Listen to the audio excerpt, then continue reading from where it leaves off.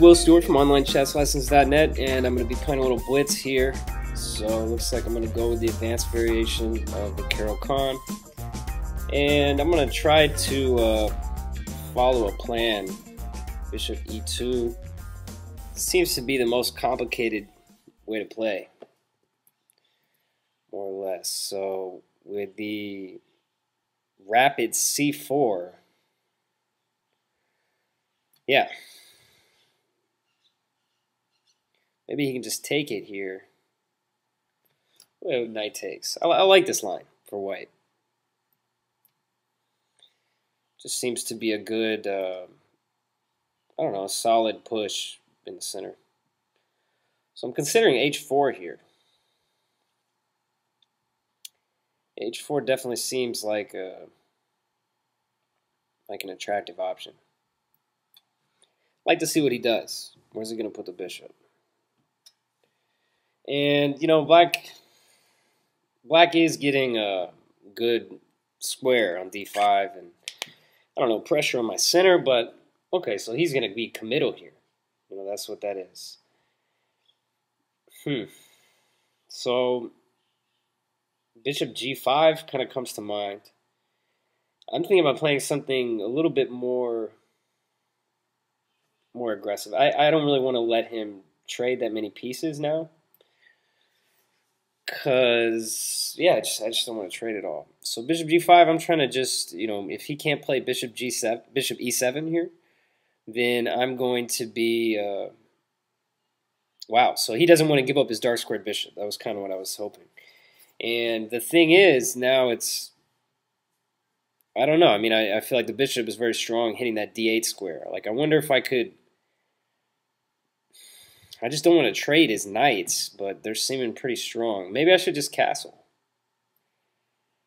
Seems like a good idea, because I don't want to get, you know, bishop b4, for example, for him. That's the only square for the bishop now after queen d7. Queen d7 was weird.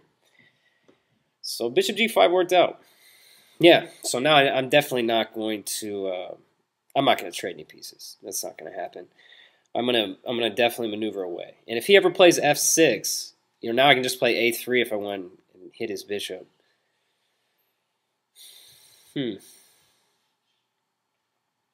Thinking knight g3. If he plays f6, I think it just it's going to weaken his king too much. The e6 pawn. Probably he's got rook a e8 and then f6. Okay, so that's what he chose though. A5, I got to play a3. Right, that makes a lot of sense. But I think,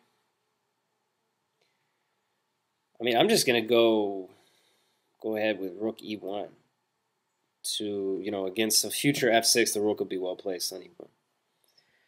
And I'm definitely not going to be, well, now this is attractive. Bishop c2 immediately. That's probably the best move. Because if he plays takes, queen takes, and then g6, I've got knight e4. So this is good, actually. Trading this bishop off, the knight on g3, this ended up working out very well. And now, you know, I'm hitting the, yeah, he's got to play that, and now it would seem knight to e4.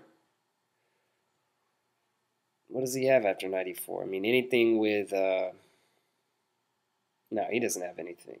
Knight e4 is money in the bank. Some ideas about going for the mate, you know, sacking on h5 and stuff, lifting the rook. But knight e4 is just risk nothing. Stops him from playing c5. And it seems like maybe I can play to lift my rook. I'd really like to play g4 right away. That's probably what I'll do. Just g4 followed by knight h2. And it seems like I'll have a very strong initiative on the king side. Meanwhile, his knights are redundant in the center. This was kind of what I was hoping would happen, is, you know, by not trading, you know, I moved my bishop away from e3 to g5. And then I played knight c3 to e2 to g3 to e4. The whole idea was not to trade. You know, so okay, so I don't know what his angle is, but I'll just continue, you know, finish the development before playing g4. I think it's a good idea. Also, he could be, yeah, just why not? You know, he's not going anywhere. Why not just get the rook here and support the center and everything? Yeah, he's not going anywhere. If he plays f6, I would think that would be his only move. But maybe I just play knight takes f6. I end up taking queen takes g6 with check there. That was the point. So here, do I go ahead with g4? I don't even know. I don't want to allow him to trade anything. I'm thinking about taking...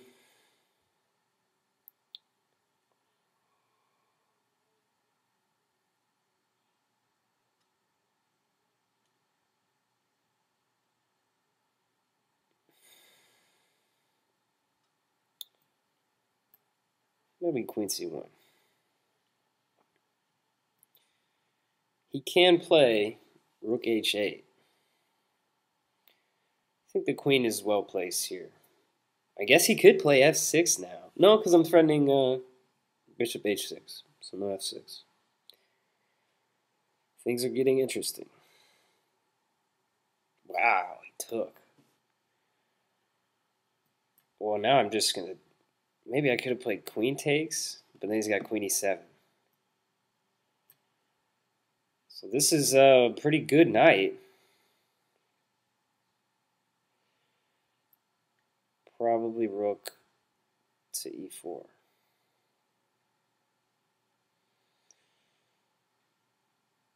Maybe just knight h4? This game has become so weird. Yeah, knight h4. If I can play rook to h4, this is just getting weird. I'm really low on time. Maybe I can lift the other rook d3. I'll lift them both to the h file, and then I'll play g4. Be more effective. So that's... I can almost sacrifice. I just need to lift the other rook. I should just be able to break through on his king. Could try to defend with rook h8, but even still, rook h3. He can't take the knight on f6, and right. So I got to go pretty fast though. It seems like g4. Maybe I'll just try to improve the queen before playing g4. Maybe I just get the queen to e4 and then play g4. Certainly interesting. I could just take the pawn on a4, but I'd rather attack. Queen e4.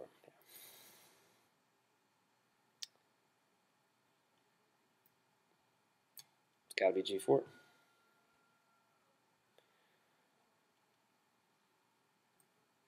I mean, this has just got to be mating. Oh, and now I can play queen d8.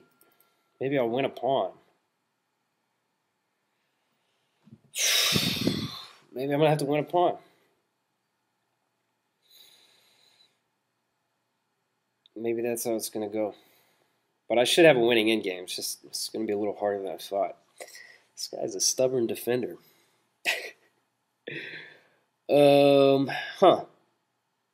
I didn't think he was going to do that. Doesn't this just lose? Yeah, right? Weird way to end the game. But I'll take it.